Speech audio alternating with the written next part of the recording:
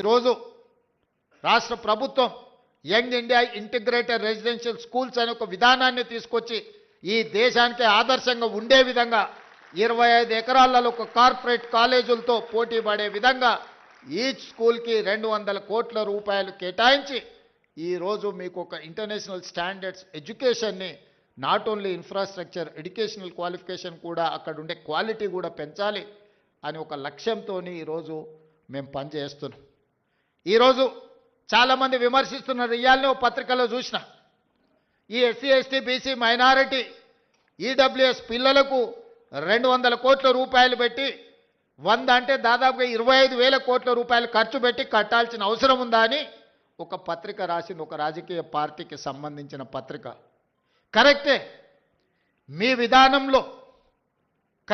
విధానంలో, ఎందుకంటే మీరు అధికారంలో ఉన్నప్పుడు బర్రెలు గొర్రెలు చేపలు చెప్పులు కుట్టుకోండి అనే స్కీములు మీరు తీసుకొచ్చిండ్రు. ఆనాడు బడుగు బలైన దళిత గిరిజన మైనారిటీ వర్గాలు ఏం చేయాలంటే దళితులు చెప్పులు కుట్టుకోవాలి, బలహీన వర్గాలు చేపలు పట్టుకోవాలి, ట్రైబల్స్ పందులు పెంచుకోవాలని గత ప్రభుత్వంలో స్కీములు వచ్చినాయి. మీరు అందరూ చూడండి, గత 10 సంవత్సరాలలో ఏం చెప్పారు? బర్రెలు గొర్రెలు ఇస్తాం, చేపలు ఇస్తాం, చెప్పులు కుట్టుకోండి, మీకు స్కీములు ఇస్తామని చెప్పిండ్రు తప్ప మీకు చదువు చెప్తాం, మీకు రాజ్యాధికారం ఇస్తాం, మీ రాజ్యం నిర్మాణంలో మిమ్మల్ని భాగస్వాములను చేస్తామని చెప్పలేదు.